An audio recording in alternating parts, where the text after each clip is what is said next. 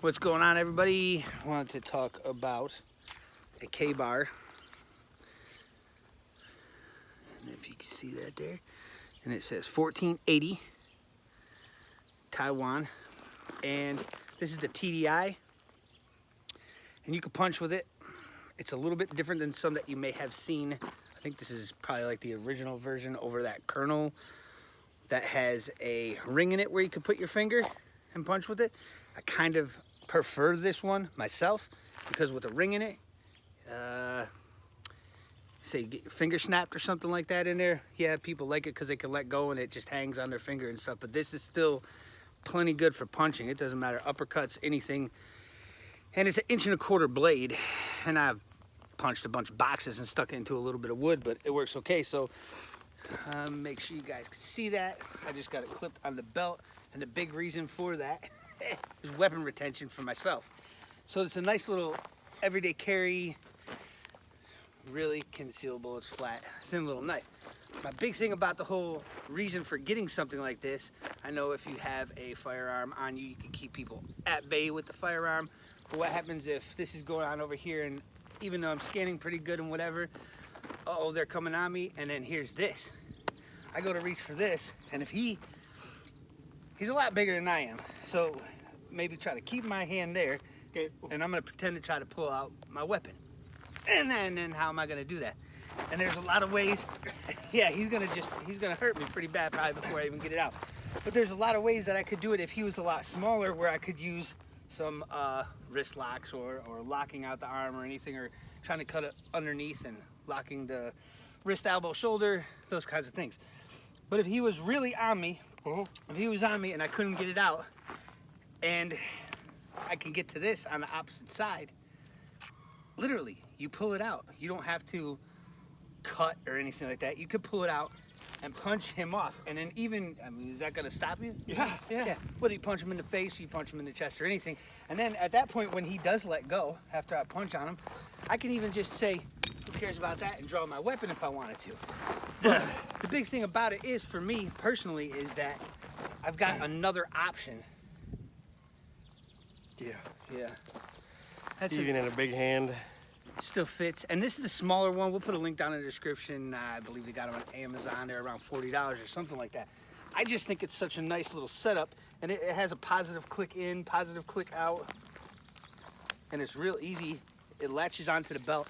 A lot of people say they don't like the sheath, but so far I haven't had any problems. I just put my thumb on it, pop it out, and then I can do whatever I have to do, any kind of work. The damage you can get with this thing would be ridiculous, just throwing a regular punch. I don't know if you noticed the belt on him too. Oh yeah, I got that one thing of right those. there, ratcheting. Yeah, these things are awesome. Yeah, we did get these off of Amazon too. Yeah, they're a firm EDC belt. Maybe I'll try to look them up and throw them a link in the description off of Amazon. But this thing was just, I don't know exactly how to explain it, but it's made for, it was the Tactical Defense Institute with K-Bar, and it's made for last ditch effort. So if there's no way for me to get him off of me, and I was originally going to be even drawing a firearm or not, you could put one of these on your chest rig, you could put one on your plates, whatever you have. I could fit it onto my battle belt, and it gives you one more option. I know I've got another blade on the battle belt also, but it gives you an option of getting someone off you quick, and it does not fucking matter what he thinks about this. If I'm punching him with this, what's gonna happen? He's gonna let go. He's gonna let. It's only an inch. I can't do much damage with an inch. If it just creates enough space for me to back off, draw my weapon. I disagree with not much damage, because you hit the carotid artery. Oh, you can. Because if that person's there and you're shorter, I'm taller, you hit in the carotid artery area, the dude's dead. So I mean, you could do damage. And if you didn't want to go quite as extreme and you wanted to just punch his arms, or maybe put your thumb over the top of that and try to slice him. But I found that when I'm pinned down like that, trying to come across is kind of hard because I'm already facing this way and I'm punching in that direction. Just being able to step off while I'm trying to reach this out, just being able to step off even with his weight on me, if I could step that leg out, I could turn and hook, I could uppercut, I could punch his arms, punch the neck. It doesn't matter where you punching someone with something like that, it's gonna be like devastating. Yeah. completely. It doesn't It's matter. gonna suck. I know people are not gonna like it. That's why we have stuff like this. They do make a bigger version. I will try to see if I can find that in there too. I think it's about $5 more, and I think the blade was about an inch longer, so it was still right around that 2 inches, and then the handle is about an inch longer for ogres and Viking type people. Or if you just want that a little bit more reach and a little bit more grip. But this thing, for me myself, that thing is, I could punch with it, no problem. It doesn't matter. I can sit and jab, keep people out, boom, boom, boom, no problem. So let me know down in the comments what you think. That's just another idea for weapon retention for my main weapon. This is a backup. I know a lot of people say, oh, you could put a little backup 25 or 22 in your pocket or something like that. But this is just, for me, I already got enough stuff in my pockets. This works, it goes on the belt. I have no problems getting to it. It's just like when you're concealed carrying, it's just gonna be a pull and a draw. And if you have a little 22, or if you have a 280 or whatever, or anything small like that, you got a few rounds. Yeah. That's an unlimited magazine right there. It doesn't run out. Yep. Doesn't run out.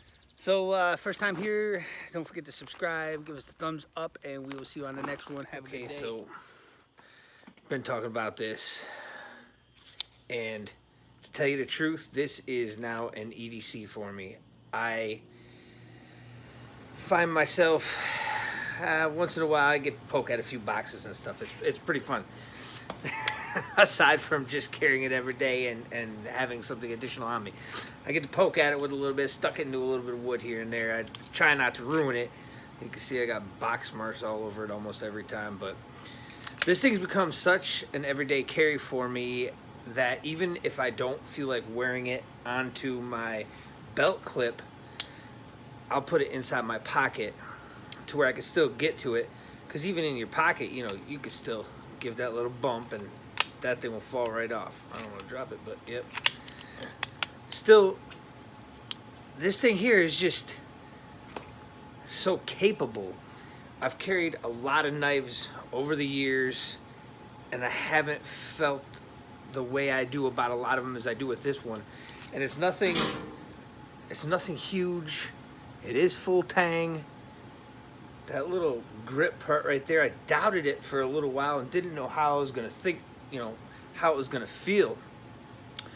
But this little thing is, like I said, it's so capable.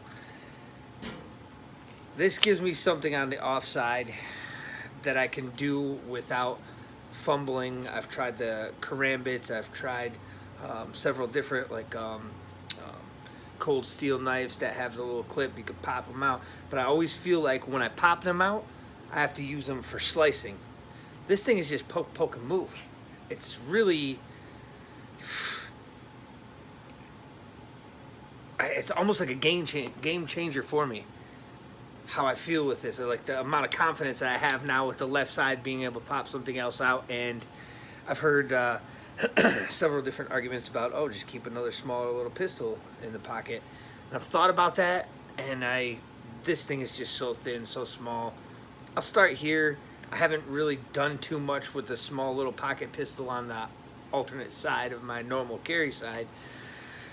I just wanted to let you guys know that I think for the price, the amount of confidence and everything that I feel having something like this is, it's almost like a game changer for me as far as carrying an additional knife of any kind. And I have, you know, cut boxes open with it and stuff. It's real sharp. I haven't sharpened it yet, but you really don't need that slicing edge anyways to poke with it. They make a sear-rated one too. It's preference if you were thinking you were going to use it for more cutting. But it's just one more thing that I feel like I could get behind this. This one and the off-grid Alpha Dog knife that I have now. I've been feeling really good about these two blades. And I don't know. I just figured I'd let you guys know because it's like that big of a deal to me. I've done a whole bunch of different little videos on some of the budget blades and stuff. I still have a couple other knives that I do like, but this thing is on me now like all the time. And the Alpha Dog stays pretty much on my battle belt now, but if I'm going out throw it in a pack or something, bring it with me. I do have a couple other little pack knives you've probably seen on the channel or whatever, but thanks for watching. Don't forget to subscribe. I just thought I had to throw in an extra piece because it's definitely that type of tool for me overall. So have a good day. Hope you enjoy.